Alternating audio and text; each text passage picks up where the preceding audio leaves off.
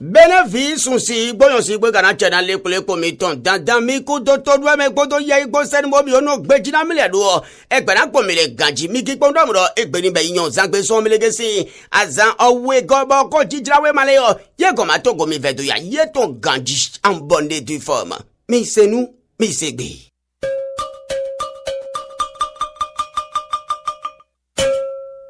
Mi c'est nous, mi c'est bé. Oh, dijalawe malé.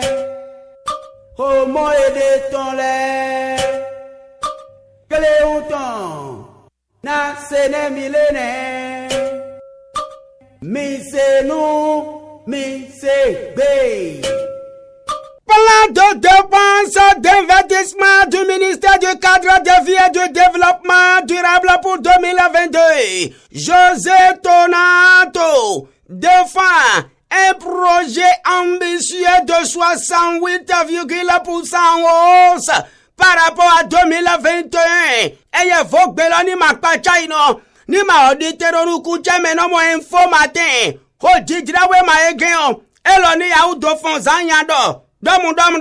o José Tonato on itomoni pẹ̀lú kundoga mo me momlele na jẹun gbọ́dọ̀ nu konya ayi gba mo jimle na vion we gbo ti te ngbe o je ni do wo zonbo amo o ayi gba mi to mo jimle do je gbeje gangbe do vion we fi pipon e lo ni akaka o deme le si agungba sa ganji bo e a deux fois budget ton amagido gan ro itole lepo eton ye odo deme le si agungba sa ya hey ne lo sun do yan ni e kan do kaka o amondo projet ton de mo do ma u gba che yanga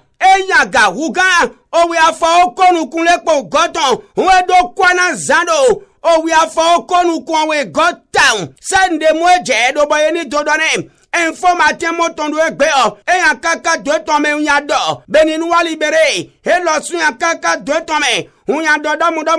do demele si agungba sa fonte de akpawe donu fofo chonton eji edo zona wa gbon gajibo unbe inde unyauni bako de mo yan do na demele do fon ye go yi gbe ni gbangban gbegbe de sende mo jedo amalo ni ya uto gbajeme amalo ni do se to vi to sile milani dodo do mo na gajile quatre vérité ele wa do mu do kwa de mo na zenle up le vérité lo di eji o kwa de mo tin ko ayin do fon edi e mo ebeyi Oliver money beyi kene ao o million fole kan le wiyowe apo gbanton jeji yena do ye folk to ya ke gbola me o ebeyi 170 milliards 252 millions 35 000 francs CFA. Hey, les quatre vérités montent de gbeo. Hey, en kaka de tome. Unya mon gandhi. Événement précis.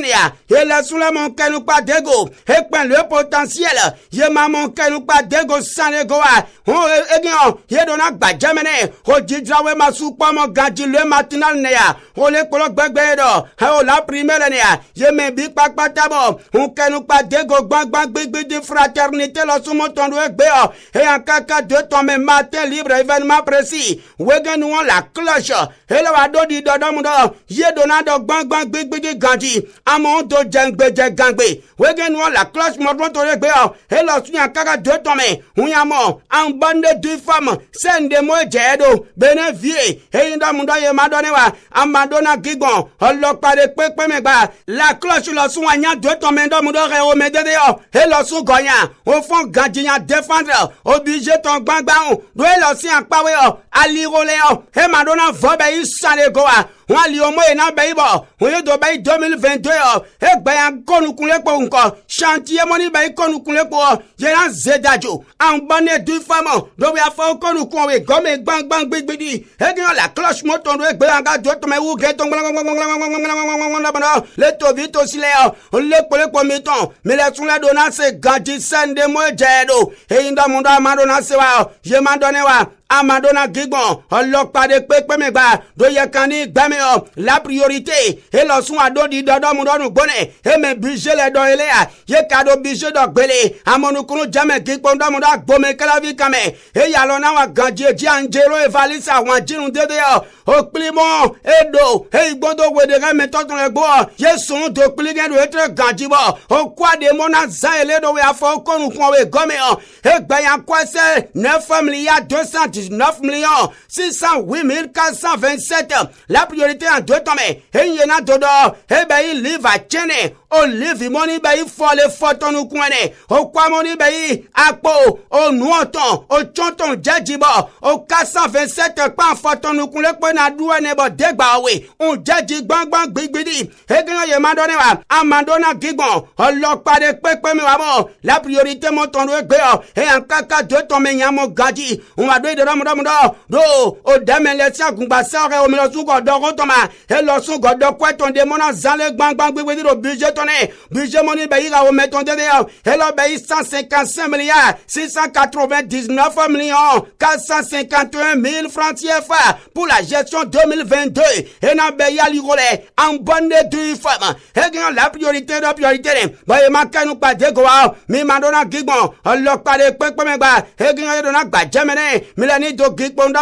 nous januons et bedo jijo dans sende mo jedo benevie watome wa inu gisi anpawe dedeo ne kan le karona yando ya hagi ponda mudo agbome klavi topa ambakadi agbome klavi da magido nyele ye vole gbon on doya ganvier ye doya ganvier gbangban gbegbegire e be watome wa inu gidaho do ganvier so avane agbome klavi ambakade be klavi on watome wa inu gidaho monicha agbome klavi gbo so avagboro po na ka ikara be do bon do zeda don do jengbeje gangbe ya egeni so to hon ito moni penu kun do wa to wa inu gibo nu do go me da ko Michel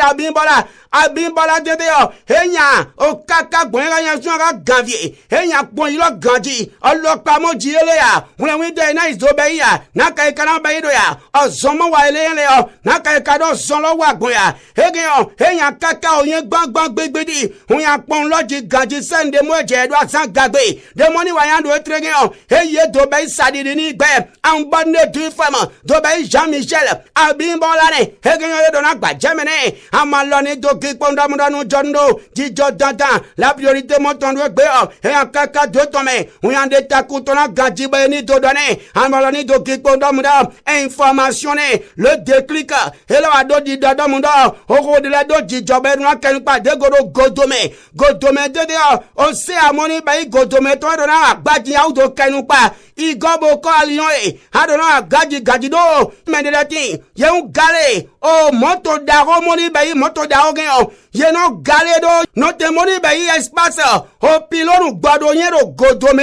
ye dodo garage moni be group hotel ton gbangba o tintane ya o camion le ya zeyan zegre bonu ge gabe ndendo o ali osun do to vito slendo yi gbaloji hegbele e ma je ngbolo pade pe mo be pilonu gbo ina yi do be galasia hero dandamebo o merago igo alion adona kenu pado gen godo danger ne na e kana zero tension bo kana to ze do be galage lo koi be le fun le mere ma de kenu pa ye le fun ma gbe na ide ya e gani son otu le déclic li a do tome ado di dodo mudo o merago se a igo boko alion hedona ya udo agbaji ya udo gbe nu desordre mondo jijoro yen hedona gbe gbangban gbegbeji eji an bonne du femme anagbelo jane de moi c'est de transformation des espaces sous les pylônes à Godome en garage et parking gros porteur. Attention, danger. Le CAI Goboko Lyon doit mettre fin au désordre. Et de nous donner badjame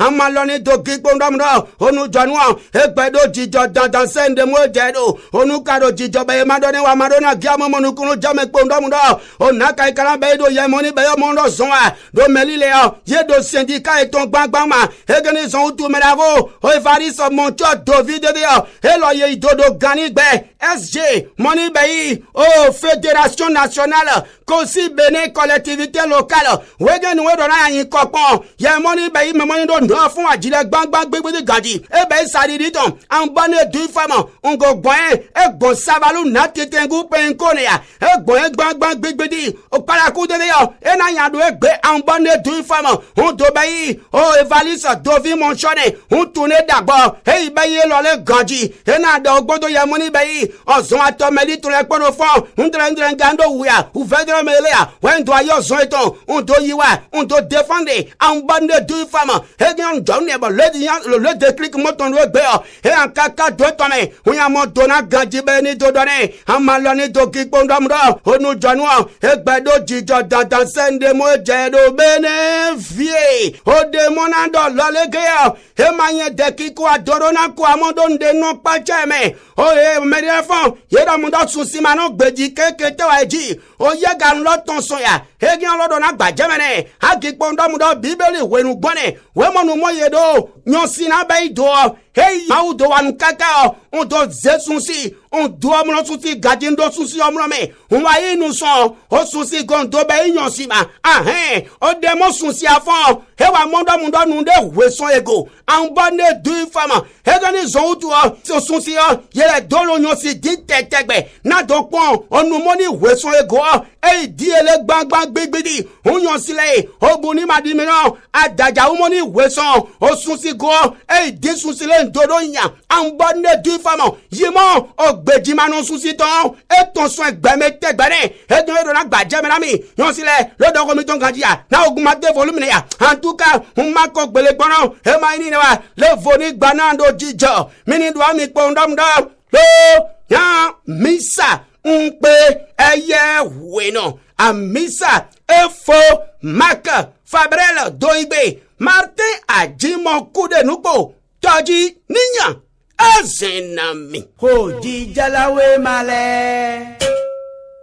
ko mo ede ton le kele uton ne mi sene mi senu mi se be